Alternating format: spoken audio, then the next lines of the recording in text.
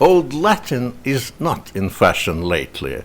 Thus, if you want to know the truth, he knew enough of Latin letters to read the names on the tombs, to have a chat on Juvenalis, to end his letters with the valleys, and knew, though not without offense, from Aeneid a few refrains. He had no wishes to aspire to the chronology of dust and read descriptions of the past, but jokes of the days gone by, from Romulus to our time, he kept retained in his mind. While having no great desire to trade his life for sounds and words, iambus from prosodic rhyme could he distinguish not for worlds. He chided ancient Greece's poets, being a profound economist, and having studied Adam Smith, his comprehension was complete on how mighty is the state, and how it lives, and why the hell it needs no gold in its cells when it can do a simple trade his father didn't understand and got a mortgage on his land. All that involved Eugene's verdict, it would be hard for me to tell, but where he was a real expert, where he could really excel, what was, since he was just a boy, both labor, torture, and a joy, what occupied the whole time his lazy sadness and his mind, it was the science of tender passion, which was by Naso glorified, who then was duly sacrificed to end his life in dire fashion in the Moldova's desert lands, far from his Italy and friends. He was deceitful very early, could fuel hope, jealous love. He could dissuade and make pretenses, seem gloomy like a randy dove, could be so arrogant and hateful, could be considerate or wistful.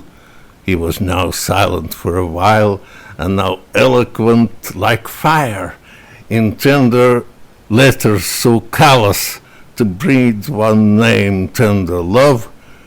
How he renounced his own self. His glance could be so quick and jealous, reserved and haughty, and at times with tame tears in his eyes.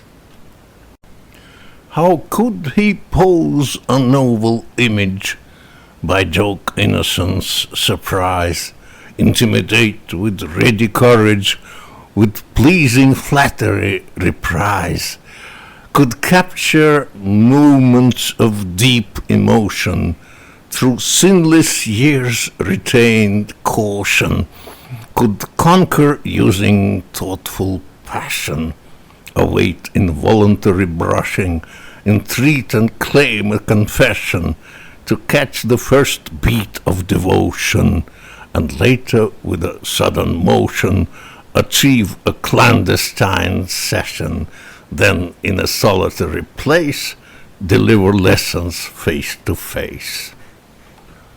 How early he produced reaction within the hearts of ballroom flirts, but when he wished to bring destruction to the adversaries of his, oh, how spitefully he slurred, what swarmy traps for them prepared, and you, the husbands of your wives, with him sustained friendly ties.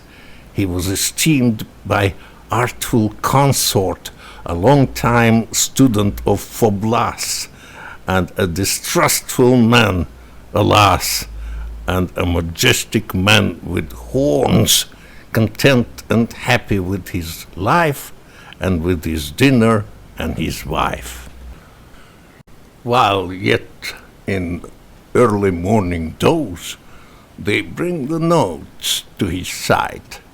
What? Invitations, I suppose. 3 houses want him for the night. There is a ball, there is a feasting. Where would he now go whisking? Where will he start? At any rate, he's in time, never late. Meanwhile, still in early clothes, wearing a spacious bolivar, Onegin drives to the boulevard, and there at liberty he strolls until his timepiece would chime the long-awaited dinner time.